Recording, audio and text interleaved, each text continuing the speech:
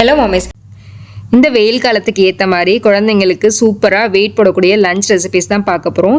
நான் சொல்கிற இந்த ரெசிபிஸ்லாம் நீங்கள் அடிக்கடி குழந்தைங்களுக்கு கொடுத்துட்டு வரும்போது உடம்பு ஹீட் வந்து கம்மி பண்ணிடும். ஹீட்டுனால வாயில் வயிற்றில் வர்ற புண்ணெல்லாம் நல்லாவே ஆற்றி விட்டுரும். குழந்தைங்களுக்கு வெயிலில் நீர்ச்சத்து அதிகமுள்ள உணவுகள் கொடுக்குறது ரொம்பவே நல்லது. நான் அந்த மாதிரி ரெசிபீஸாக தான் ஷேர் பண்ணியிருக்கேன். இந்த ரெசிபிஸ் எல்லாமே ரொம்ப ஹெல்த்தியான ரெசிபிஸ், குழந்தைங்க ரொம்ப விரும்பி சாப்பிடக்கூடிய உணவுகள். ரொம்ப டிலே பண்ணாமல் வீடியோக்குள்ளே போயிடலாம். வீடியோ போகிறதுக்கு முன்னாடி ஒரு லைக் கொடுத்துட்டு வீடியோ பாருங்கள். அப்போ தான் நிறைய மாமிஸ்க்கு போய் ரீச் ஆகும். அப்புறம் நம்ம சேனலை மறக்காமல் சப்ஸ்கிரைப் பண்ணிவிட்டு பக்கத்தில் இருக்க நோட்டிஃபிகேஷன் பெல்லையும் ப்ரெஸ் பண்ணி வச்சுக்கோங்க. ஃபஸ்ட்டு நம்ம பார்க்க போகிற ஹெல்த்தியான வெயிட் கெய்னிங் பேபி ஃபுட். இது பண்ணுறதுக்கு 2 ஸ்பூன் அளவு அரிசி அரை மணி நேரத்துக்கு முன்னாடி வாஷ் பண்ணிவிட்டு ஊற வச்சுருந்தேன். இது கூட 1 ஸ்பூன் அளவு பாசிப்பருப்பு, இதுவும் அரிசி கூட சேர்த்து ஊற வச்சுருந்தேன். இது கூட ஒரு அரை கிளாஸ் அளவு தண்ணி சேர்த்துக்கலாம். அரிசியும் பருப்பையும் ஊற வச்சு சேர்த்துக்கும் போது ஒரு 2-3 விசில்லே வெந்துடும். குழந்தைங்களுக்கும் ஈஸியாக டைஜஸ்ட் ஆயிரும். இது கூட 2 பல் பூண்டு, கொஞ்சமாக வெந்தயம் சேர்த்துக்கலாம். நான் காட்டியிருக்க அளவை விட கொஞ்சம் கம்மியாகவே சேர்த்துக்கோங்க, இல்லைன்னா கசப்பு தட்டும். வெந்தயம் உடல் உஷ்ணத்தை கம்மி பண்ணும். நீங்கள் வெயில் காலத்தில் கண்டிப்பாக குழந்தைங்களுக்கு சேர்த்துக்கலாம். இது கூட 1 வயசுக்கு மேலே உள்ள குழந்தைங்களுக்கு உப்பு சேர்த்துக்கலாம். 1 வயசு கீழே உள்ள குழந்தைங்களுக்கு உப்பு ஸ்கிப் பண்ணிக்கலாம். இப்போ நல்லா மிக்ஸ் பண்ணிவிட்டு குக்கர் மூடிட்டு ஒரு 3-4 விசில் விட்டுறலாம்.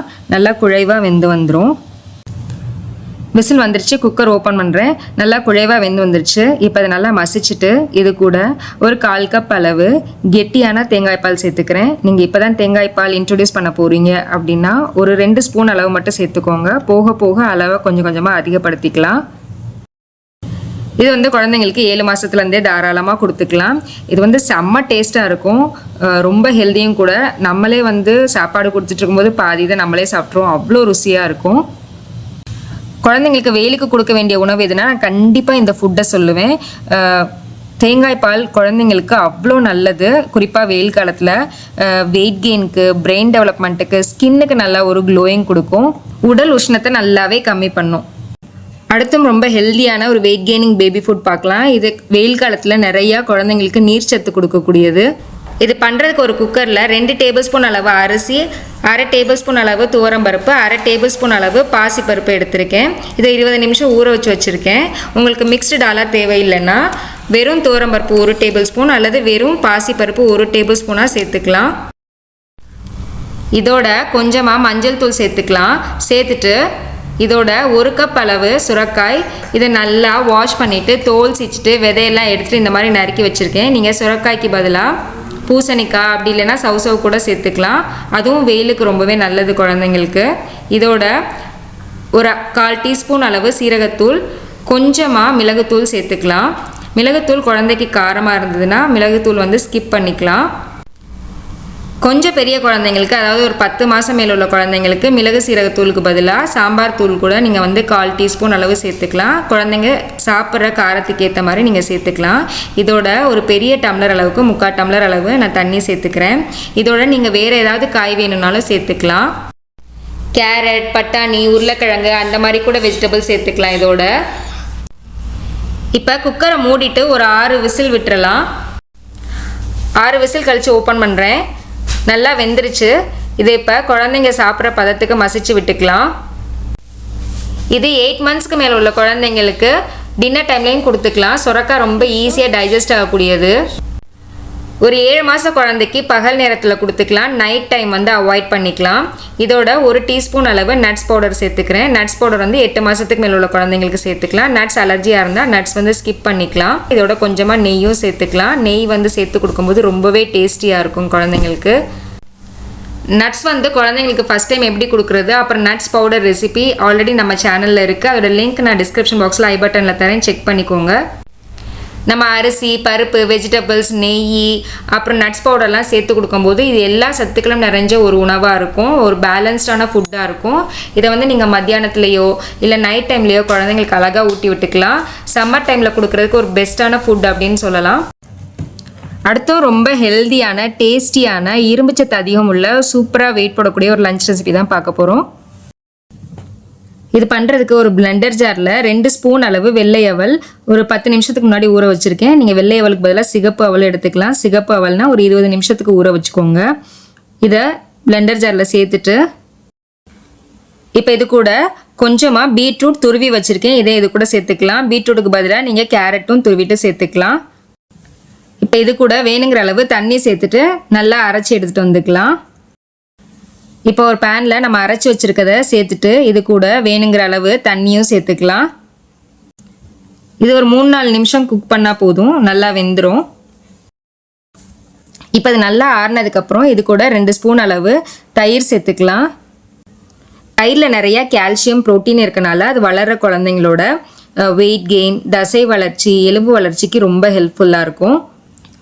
அதில் உள்ள குட் ஃபேட் வந்து குழந்தைங்களோட பிரெயின் டெவலப்மெண்ட்டுக்கு ரொம்பவே ஹெல்ப்ஃபுல்லாக இருக்கும். தயிர் கொஞ்சம் கெட்டியாகவே சேர்த்துக்கோங்க, தண்ணியாக சேர்த்துக்காதீங்க, அதில் சத்து இருக்காது. இப்போ இது ஒரு பக்கெட் இருக்கட்டும். இதுக்கு தாளிப்பு கொடுத்துடலாம். இதுக்கு தாளிக்கிற கரண்டியில் கொஞ்சமாக எண்ணெய் இல்லை நெய் இல்லை பட்டர் எது வேணாலும் சேர்த்துக்கலாம். பட்டர் சேர்த்துக்கும் போது இன்னும் நல்லா க்ரீமியாக டேஸ்டியாக இருக்கும், வெயிட் கெயினுக்கும் ரொம்ப ஹெல்ப்ஃபுல்லாக இருக்கும். நான் நெய் சேர்த்துருக்கேன். நெய் நல்லா காஞ்சதுக்கப்புறம் இது கூட கொஞ்சமாக கடுகு நல்லா பொரிஞ்சதுக்கப்புறம் கொஞ்சம் பெருங்காயம், கருவேப்பிலை சேர்த்துக்கலாம். நான் இதில் சீரகம் சேர்க்க மறந்துட்டேன், உங்களுக்கு வேணும்னா சேர்த்துக்கோங்க. இப்போ இந்த தாளிப்பை நம்ம அவல் பீட்ரூட் கஞ்சியில் சேர்த்துக்கலாம். கருவேப்பிலை சேர்த்துக்கிறது நல்ல ஒரு மணமாக இருக்கும். நம்ம குழந்தை கொடுக்கும்போது கருவேப்பிலையெல்லாம் ரிமூவ் பண்ணிவிட்டு கொடுத்துக்கலாம்.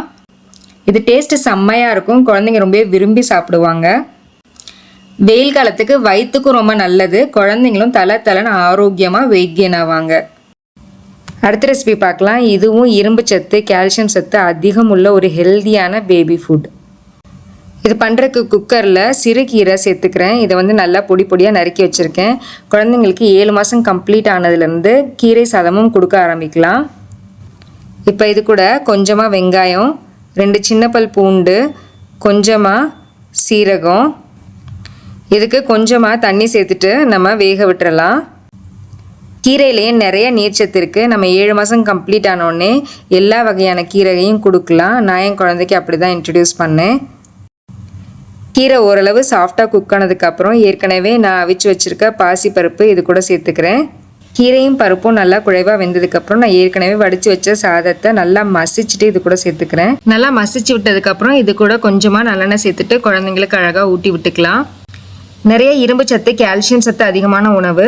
குழந்தைங்களுக்கு டெவலப்மெண்ட்டுக்கு இரும்பு சத்து ரொம்பவே அவசியம். நீங்கள் வாரத்தில் 3 நாள் கண்டிப்பாக கீரை சேர்த்துக்கலாம். அடுத்த ரெசிபி பார்க்கலாம். இது குழந்தைங்களோட ஃபேவரெட் அப்படின்னு சொல்லலாம். ரொம்ப எம்மியாக க்ரீமியாக இருக்கும், வெயிட் கெயினும் நல்லாவே இருக்கும். வெயிலுக்கு கண்டிப்பாக கொடுக்க வேண்டிய உணவு அப்படின்னு சொல்லலாம்.